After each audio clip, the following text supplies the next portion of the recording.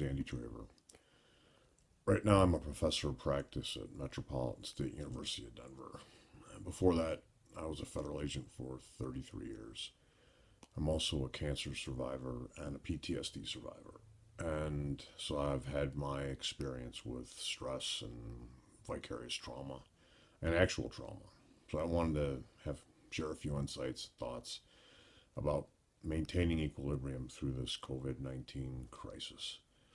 I know we're about 6 weeks into it, so maybe this is a little late, but I've been observing how people have been behaving, and I have my own ideas. And the clearest thing to me is that fear breeds fear, panic breeds panic, but calm breeds calm. So it's important to stay calm through all of this, to try to think outside of yourself. And in the early days with hoarding and all the other panic buying, it was disheartening to see because people were completely thinking only about themselves, and that's not the way to be. So I recommend that you try to think beyond just yourself. This isolation can be challenging. I mean, it's 6 weeks. I understand that our governor may be easing some of the restrictions this coming weekend. Again, the way I look at it is it's like taking a lengthy international flight, and I've been on a few of those. If you think about the totality of the trip, you'll drive yourself mad. You have to just think about it in little manageable chunks. So this shelter in place, been doing it for 6 weeks. Just take each day by itself. I mean, get up in the morning, have a plan for your day, whatever it might be, and then focus on just that moment and living in the present and not thinking about, oh, what if this were to last for months? Just take it a little bit at a time, and it's manageable. It really is. The other thing to think about also is that I'm fortunate. My wife of more than 30 years is here with me. She's wonderful to spend time with, and we've never had this kind of uninterrupted time to be together. And that's been great.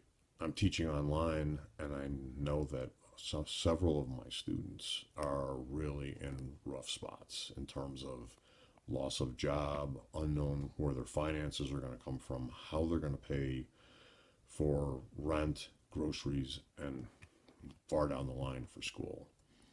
So I spend time with them, not teaching and preparing them for exams, but more in kind of a holistic wellness check to see how they're doing, if there's a way I can help them, and making sure I connect to them on a personal level. Because with what's going on now, where you've had thousands and thousands and thousands of people die and people that are sick, the last concern anyone has is what kind of grades they're going to get, and not a priority for me. So I try to interact with them on a personal level. I mean, if you spend time taking care of people around you and focusing on their needs, it really helps extract you from focusing on your own needs. The other thing I'd recommend is take care of yourself. Don't fall apart. And you hear about the isolation 15. There's no reason to sit around and just be sad and just gorge yourself on food. I mean, try to maintain whatever it was that you did before. If you didn't exercise, start. If you did exercise, like I always have my whole life, then stick with it. Take time out to read. Get away from the news where it's 24/7 coronavirus, and it's primarily focused on the negative and the sensational. It's not healthy. And get outside. This is Colorado. It's beautiful. I mean, maintain safe social distance. Get out and take a walk in the sunshine. It can make a world of difference. Fresh air, sunshine, just to see other people, even at a distance, with masks on or bandanas over their face. Wave, say hello, make the best of it. It's so easy to default to negativity. It's human nature. Don't.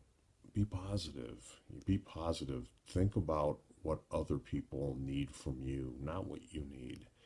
And don't be afraid to reach out and help other people. One example I'll give, I have a student who in the last year has had 3 of his close friends take their own lives. And I spend time with him online, just talking, making sure he's all right. And he recently lost his job. Hopefully, when restaurants reopen, he works in a restaurant, he'll get his job back. But I hold classes online and he actually logs in. So it's comforting for me to know that he's still logging in, paying attention to class, and he's there for email conversations.